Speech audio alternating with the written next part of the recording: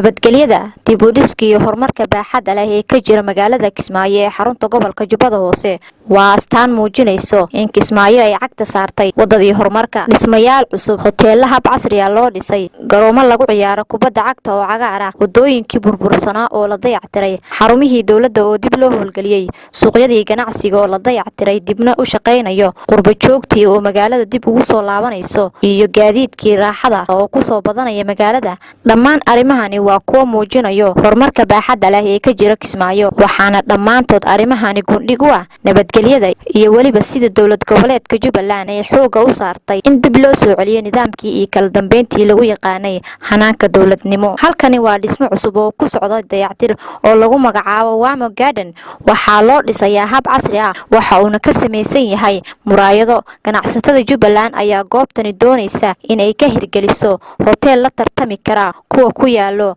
dalalka horumaray. Kismaayo haddii ay bari ahaan jirtay magaalo caan ku ah dagaalka, maanta waa magaalo ay bulshadeedu horumar gaarsiisay. Aadna arkaysaan in dhismayaal ganacsi oo ka samaysan muraayado ay ganacsatadeedu ku tartamayaan. Shaafi Raabi Kaahin waa gudoomiyaha rugta ganacsiga iyo warshadaha Jubbaland ee JCCI, waxaanu kula kulanay xarunta Wamo Garden ee uu dayactirka ku socdo. Waxa uu nooga warbixiyay goobtani iyo waxa ay doonayaan inay ka hirgeliyaan.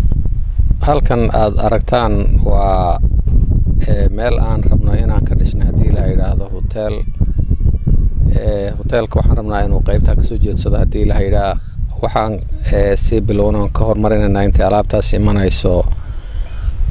meelihii seminaarada iyo shirarka lagu qabsan lahaa cafeteria iyo bar caalamiya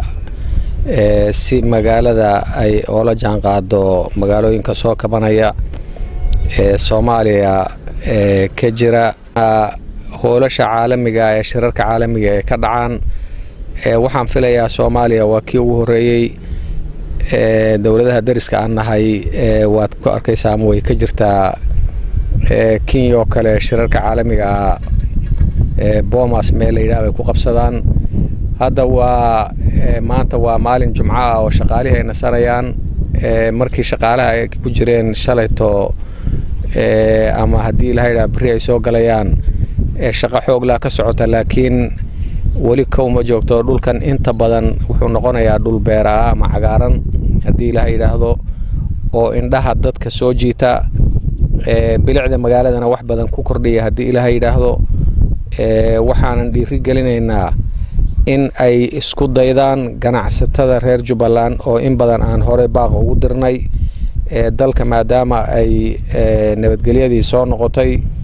maadaama qaxootiga iyo dadkii ay gudoomiyaha ayaa ugu baaqay ganacsatada reer Jubbaland inay dhulkooda dib ugu soo laabtaan isagoo xusay in magaalada ay ka jiraan fursado badan oo ganacsi oo qof waliba oo Soomaaliyeed uu ka faa'iideysan karo. waxaan dhiiri gelinaynaa in ay isku daydaan ganacsatada reer Jubbaland oo in badan aan hore baaq ugu dirnay dalka maadaama ay nabadgelyadii soo noqotay maadaama qaxootiga iyo dadkii ay dib ugu soo noqonayaan qurbo joogtii dalku dhalatay ay in badan oo kamid ah ay soo noqonayaan isbedelka waa in isbedelka waaqica ee dhulkana uu la socdo oo magaalada hadba waxyaabo cusub lagu soo kordhiyo. waxaanan isleeyahay hadii Ilaahay yiraahdo halkan bil kadib isbedel aan kan ahayn ba yaa lagu arki doonaa hadii Ilaahay yiraahdo. Maxamed Ciise Maxamuud waxa uu kamid yahay ganacsatada Soomaaliyeed muddo dheer ayuu ku maqnaa dalka Turkiga waxaanu kula kulanay hotel Kismaayo. Waxa uu ka warbixiyay ujeedada uu u yimid magaalada Kismaayo isagoo fariin u diray ganacsatada iyo qurbo joogta reer Jubbaland. Turkiga Istanbul waxaan Kismaayo soo gaaray maalintii Sabtida ahayd socodkaygana wuxuu ku saabsanaa inaan magaalada Kismaayo aan maal gashano aniga iyo nin kale oo Finlandiis ah mashruucii arrintii aan u soconay aad baan loogu soo dhaweeyay haday noqoto maamulka magaalada haday noqoto wasiirada haday noqoto madaxweynaha waxa kale oo aan hadda magaalada aad aan ula yaabay security-ga iyo nabadgelyada ka jira. hadda anigu habeenkii waxaan socdaa magaalada ilaa iyo 2-2 anigoo iska lugeynay magaalada dhexdeeda wax qoriyo wata iyo wax kale lama arkin runtiina waxa magaalada ku soo kordhay oo aad ugu soo kordhay hotel aad u far badan iyo ganacsi aad u far badan oo ka kala yimid meelo kala duwan oo adduunka ah waxaan u sheegayaa dadka Soomaaliyeed ee meelba ay joogaan inay yimaadaan dalkooda ku soo noqdaan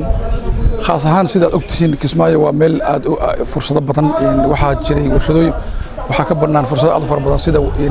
in la maalgashado warshadaha in la maalgashado hoteelada Cabdicasiis Maxamed Maxamuud waa aqoonyahan Soomaaliyeed oo aan kula kulannay mid kamid ah hoteelada ku yaala magaalada Kismaayo waxa uu ka warbixiyay isbeddelka ka jira magaalada iyo sida ay tahay rajada dhalinyarada magaalada Kismaayo run ahaantii sanadihii ugu dambeeyay